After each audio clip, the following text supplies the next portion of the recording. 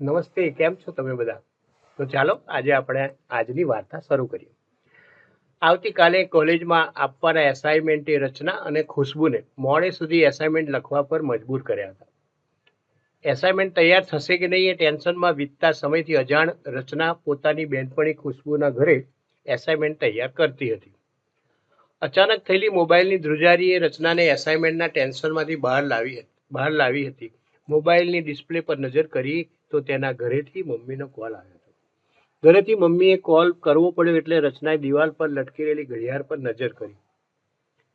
ખુશ્બુ એસાઇનમેન્ટના ટેન્શનમાં ક્યારે 12 વાગવા આવી ગયા એનો ખ્યાલ પણ ન રહ્યો અને મમ્મીનો પણ ઘરેથી કોલ આવી ગયો.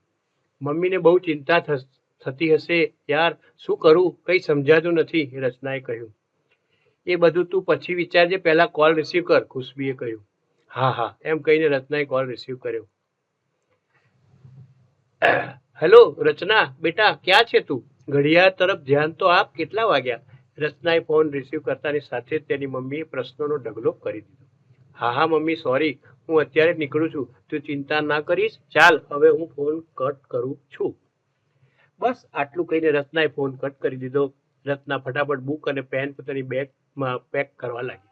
અરે રચના યાર, ધીમે ધીમે, ખુશ્બુએ કહ્યું. યાર મારે બહુ જ મોડું થઈ ગયું છે, હું ફટાફટ નીકળું છું, રચનાએ કહ્યું. પણ રચના, અત્યારે તને વાહન મળશે? તું કહે તો હું તને ઘરે મૂકી જાઉં, ખુશ્બુએ કહ્યું. ના, તું ચિંતા ના કર, હું ઘરે પહોંચી જઈશ. ચાલ હવે હું નીકળું છું, બાય બાય. બસ આટલું કહીને રચના બહાર નીકળી ગઈ. પાછળથી ખુશ્બુનો અવાજ સંભળાયો કે બાય, સાચવીને જજે, રાતના 12 વાગે વાહન મળી જશે એમ કહીને બેનપણીના ઘરેથી નીકળીને રચના મેઇન રોડ પર રિક્ષાની રાહ જોઈ રહી હતી. મેઇન રોડ હતો અને 12 વાગી ગયા હતા એટલે થોડી થોડી વારે વાહનો પસાર થઈ રહ્યા હતા. પરંતુ 10-15 મિનિટ થઈ ગયા છતાં એક પણ રિક્ષા કે ટેક્સી ના મળી. પ્લીઝ ભગવાન, મને જલ્દી રિક્ષા મોકલો, બે હાથ જોડી મનમાં અને મનમાં રચના ભગવાનને પ્રાર્થના કરે છે. રચનાનો ચહેરો ખૂબ સુંદર હતો, સુંદરતાની સાથે સાથે આકર્ષક હતો અને આવી યુવાન સુંદર છોકરી રાતના 12 વાગે રસ્તા પર રિક્ષાની રાહ જોઈ રહી હતી.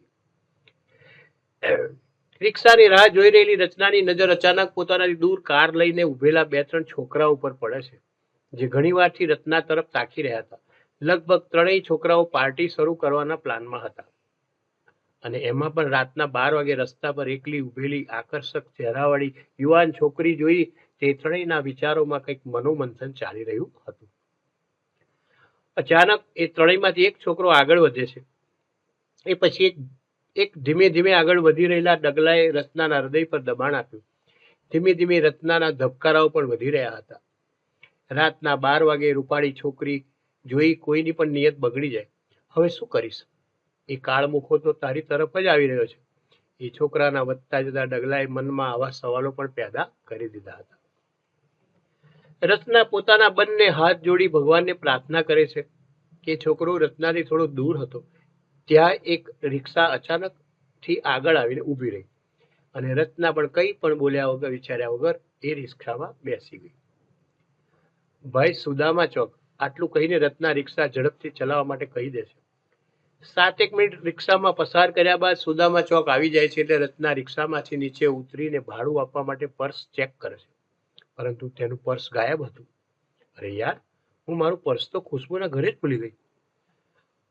પર્સ પોતાની પાસે ન હતું એટલે રચનાએ અંદાજ લગાવ્યો કે તેનું પર્સ ખુશ્બુના ઘરે રહી ગયું હશે.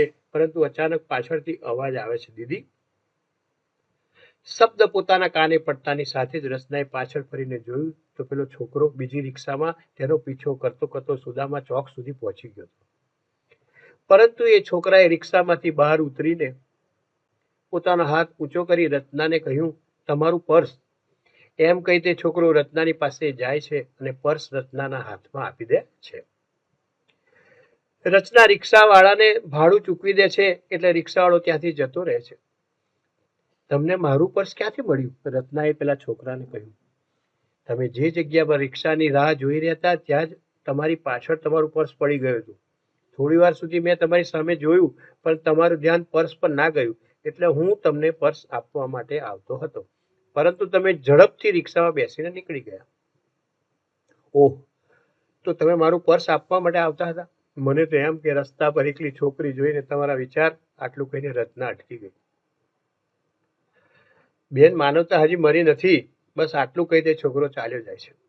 તો તમને આ વાર્તા કેવી લાગી જરૂરથી જણાવજો.